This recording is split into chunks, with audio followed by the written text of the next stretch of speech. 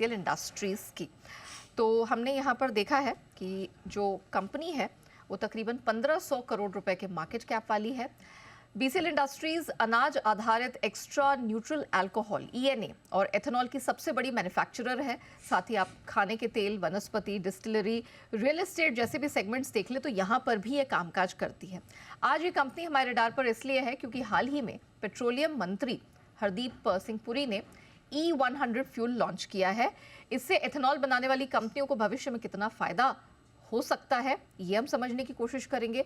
इस पर कंपनी के मैनेजमेंट से बात करेंगे, डिस्टिलरी क्षमता जो है उसके विस्तार के बारे में भी जानेंगे, रियल एस्टेट सेक्टर से जुड़े कुछ अपडेट्स हैं वो भी आपके सामने रखेंगे, trend, demand trend, growth outlook, सब पे हम विस्तार से बात करेंगे।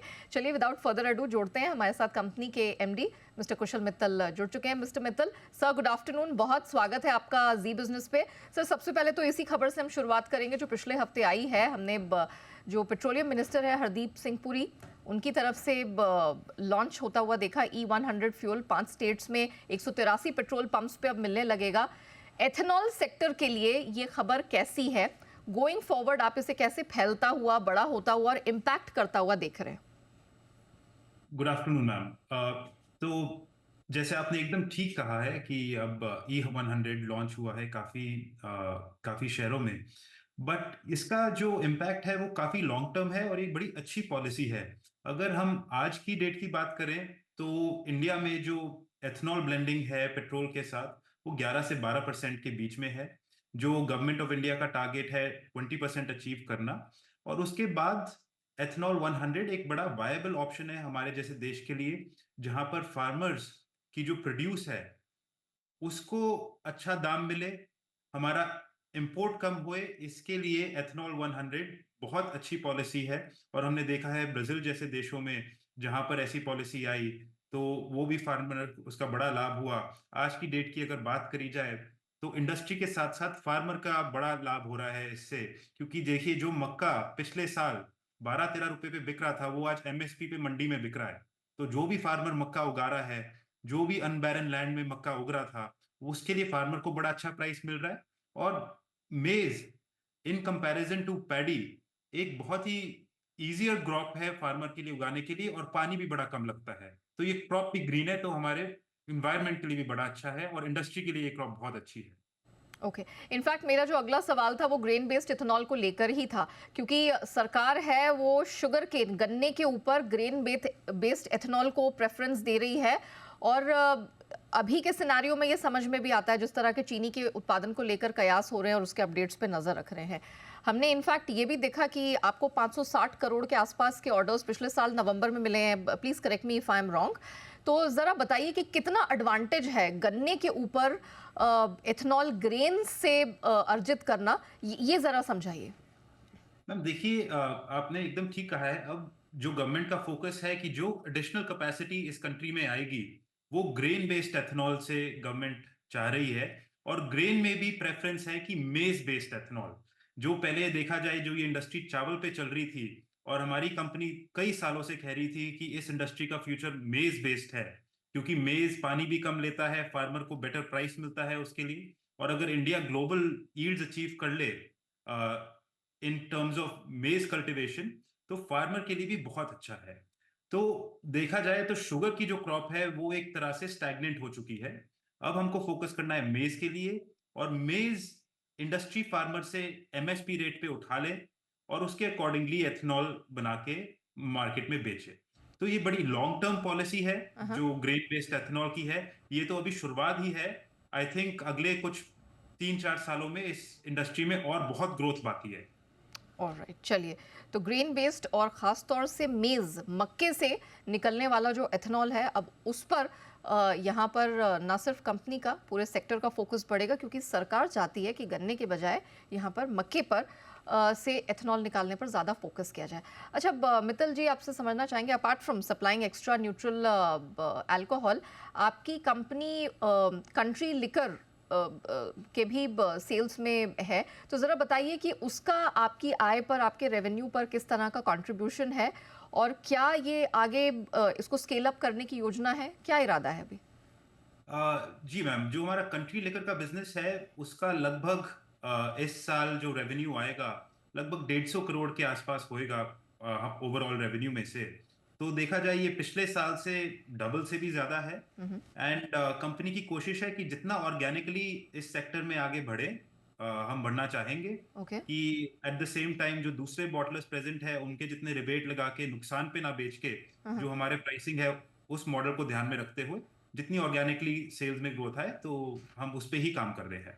ओके। कोई टारगेट है आने वाले सालों के लिए? और ये मैं इसलिए भी पूछ रही हूँ क्योंकि अभी जो कंट्री लिकर का प्रेजेंस है वो एसेंशियली पंजाब में है, तो क्या आप दूसरे राज्यों को भी यहाँ पर टारगेट कर रहे हैं, फोकस हो रहा है? नहीं नहीं मैम, अभी कोई इस पे कोई कंपनी का गोल नहीं है कि दूसरे राज्यों में जाए। हाँ। For the next year company का मेन जो गोल है वो ग्रीन एनर्जी में जो कंपनी का ध्यान है उसको ध्यान में रखते हुए एक 75 KLPD का बायोडीजल प्लांट लगाने का टारगेट है नेक्स्ट ईयर के लिए। अच्छा। कंट्री लेकर के बिजनेस में अबाउट 20 to 25% ग्रोथ का टारगेट रखा है, बट हम जो ग्रीन एनर्जी की तरफ ज्यादा ध्यान है कंपनी का हाँ। कि बायोमास यूज करते हुए, पराली जैसा बायोमास यूज करते हुए जो हमारा कोई कंपेटिटर नहीं यूज कर रहा, हाँ। उससे पावर और स्टीम बनाई जाए और आगे बायोडीजल में एक्सपैंड करें।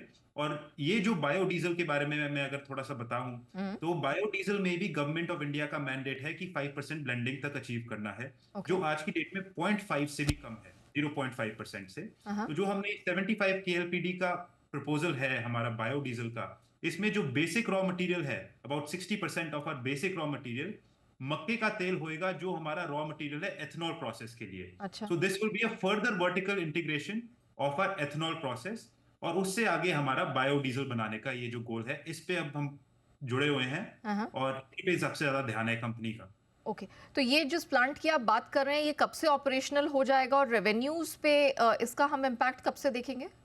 मैम हमारा टारगेट है कि Q1 ऑफ फाइनेंशियल ईयर 25-26 में इसको चालू करेंगे। ओके। इसका सारी ऑलमोस्ट परमिशन आ चुकी हैं। हाँ। 9 से 10 महीने कम से कम लगेंगे प्लांट को लगाने में, और ओके। उसके बाद 1-2 महीने का trial period. Okay. Now that you are saying कि एक तो ये ग्रेन बेस्ड एथेनॉल और दूसरा आपका कंट्री लिकर का तो बिजनेस है, और ये जो बायोडीजल है, अगर गोइंग फॉरवर्ड इसका हम ब्रेकअप देखें तो रेवेन्यू में आप किस पे, अब किस सेगमेंट पे यहाँ ज्यादा फोकस करते हुए दिखाई देंगे? मैम देखिए, जो हमारा ईएनए और एथेनॉल का बिजनेस है हाँ। इंक्लूडिंग कंट्री लेकर, हाँ। हाँ। उससे हमारे को लगभग 2200 करोड़ ऑफ रेवेन्यू हमारा फोरकास्टेड है, जिसमें डीडीजीएस सेल भी काउंटेड है। एंड जो ये इनिशियल बायोडीजल का प्रोजेक्ट लगेगा, इससे हमको उम्मीद है कि सालाना 225 करोड़ के रेवेन्यू इससे मिलेगा, जो करंट बायोडीजल प्राइस अगर देखा जाए मार्केट में जो चल रहा है। एंड धीरे धीरे कंपनी जो हमारा लो मार्जिन बिजनेस है एडिबल ऑयल, इससे धीरे धीरे एग्जिट लेगी। अच्छा मिस्टर मित्तल, आपके रियल एस्टेट प्रोजेक्ट्स के बारे में बात करना चाहेंगे जो भटिंडा में है पंजाब में। ग्रॉस डेवलपमेंट वैल्यू क्या होगी इन प्रोजेक्ट्स की? ये प्रोजेक्ट्स जो है हमारे, ये अब काफी पुराने प्रोजेक्ट्स हैं।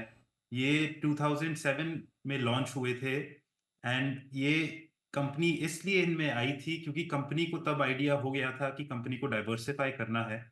तो हमने एक स्पिनिंग मिल अक्वायर करी थी under liquidation, but upon acquisition समझ में आया कि उसमें जो अपग्रेडेशन कॉस्ट होएगा वो बहुत ज्यादा होएगा। इंस्टेड फिर वहां पर एक रियल एस्टेट प्रोजेक्ट डेवलप हो गया था। अच्छा। तो आज की डेट में अगर इन प्रोजेक्ट्स की बात करी जाए तो सब कंप्लीटेड है।